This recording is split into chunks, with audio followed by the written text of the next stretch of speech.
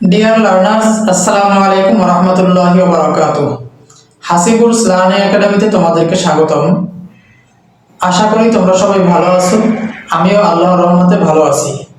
তো আজকে আমি তোমাদের সামনে পার্সোনাল ক্লাস নিয়ে আসলাম। গত ক্লাসে আমরা সেন্টেন্স শিখেছি। তো সেন্টেন্স তৈরি করতে হলে সাবজেক্ট দিতে হয়, তো ওই সাবজেক্ট অনুযায়ী আবার আমাদের ভার্বের রূপ হয়।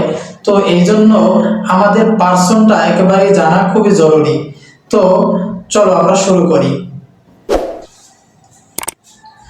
পার্সন বা ব্যক্তি, এখানে ফার্স্ট পার্সন হলো আই এবং ওই। আই অর্থ আমি এবং ওই অর্থ আমরা। এখানে ফার্স্ট পার্সন মানে হচ্ছে গিয়ে যে কথাটা বলে, তার মানে বক্তা নিজে হচ্ছে সবসময় ফার্স্ট পার্সন। বক্তা নিজে কি ফার্স্ট পার্সন, এবং যে কথাটা শোনে সামনে থাকে মানে শ্রোতা, ওই শ্রোতাকে বলা হয় সেকেন্ড পার্সন।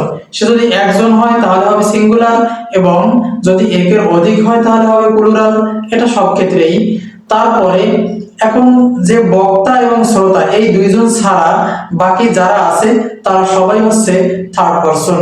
যে আমরা পিছনে যদি বলি আমার মা, সেও হবে থার্ড পার্সন। তো এখন দেখো, তাহলে ফার্স্ট পার্সন কারা আমরা বলতে পারি আই এবং ওই, তার মানে আমি আমরা।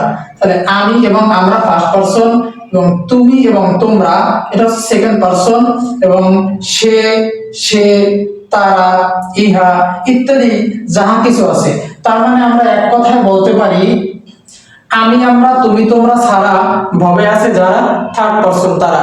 তো থার্ড পার্সন চেনার একমাত্র উপায় কি? আমি আমরা এবং তুমি তোমরা ছাড়া যারা আছে তারা সকলেই থার্ড পার্সন। তো আমরা এখন এখানে সাবজেক্ট এবং অবজেক্ট, এটা পসেসিভ অ্যাডজেক্টিভ এবং পসেসিভ প্রোনাউন। তো আমরা যদি সাবজেক্ট এবং অবজেক্ট না চিনি তাহলে আমরা সেন্টেন্সের মধ্যে ব্যবহার করতে পারবো না। তো এখন দেখো আমাদের এখানে সাবজেক্টিভ একটা লাইন আছে।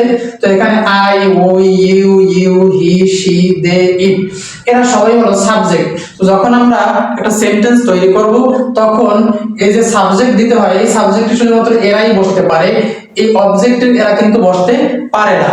তারপরে দেখো এই অবজেক্ট মি, আজ, ইউ, হিম, হার, দেম, ইট, এরা হচ্ছে অবজেক্ট। এরা অবজেক্টের জায়গায় বসতে পারে ভার্বের পরে, কিন্তু এদের দ্বারা কখনোই সাবজেক্ট শুরু করা যাবে না। তারপরে পসেসিভ অ্যাডজেক্টিভ। তো অ্যাডজেক্টিভের পরে সবসময় একটা নাউন থাকে। যদি বলি মাই পেন, এটা আমার কলম, তাহলে মাই এর পরে কিছু একটা নাউন বলা লাগবে, এবং যে এই মাইন অর্থ আমার, কিন্তু এই মাইনের পরে নাউন লাগবে না, কারণ এই মাইন নিজেই একটা প্রোনাউন। তো বলা যায় দ্য কান্ট্রি ইজ মাইন, এটা আমাদের, এই মাইনের পরে আর কিছু লাগবে না। আর আমরা যদি মাইরিয়া বলতে যাই তাহলে বলতে হবে মাই কান্ট্রি। তো মাই এর পরে আমাদের একটা নাউন লাগে, কারণ এটা একটা অ্যাডজেক্টিভ। অ্যাডজেক্টিভের পরে সবসময় নাউন দরকার হয়, কিন্তু এই মাইন হচ্ছে পসেসিভ প্রোনাউন, যে কারণে এই মাইনের পরে আর কোনো নাউন লাগে না। তো আমরা এটা এভাবে মুখস্থ করে ফেলবো, I, me, my, mine, we, us, ours, you, your, yours, you, your, yours, he, him, his, she, her, hers, they, them, theirs, it, its. আমরা যদি এভাবে এটাকে মুখস্থ রাখি তাহলে আমাদের জন্য বুঝতে সুবিধা হবে। তাহলে ফার্স্ট পারসন কারা আমরা বুঝলাম, যে আমি আমরা এরা হচ্ছে ফার্স্ট পারসন, এবং তুমি তোমরা এরা হলো সেকেন্ড পারসন। এবং তাহলে আমি আমরা এবং তুমি তোমরা ছাড়া যাহা আছে পৃথিবীতে সবকিছুই হচ্ছে থার্ড পারসন। থ্যাংক ইউ তোমাদেরকে আমার এই ক্লাসটা সুন্দরভাবে মনোযোগ দিয়ে দেখার জন্য। এবং যদি এই ক্লাস দ্বারা তোমরা উপকৃত হয়ে থাকো তাহলে আমার চ্যানেলটা সাবস্ক্রাইব করবে, এবং লাইক কমেন্ট করবে, এবং শেয়ার করে তোমার বন্ধুদেরকেও দেখিয়ে দিবে এই ভিডিওটা, যাতে তারাও উপকৃত হতে পারে। All the best.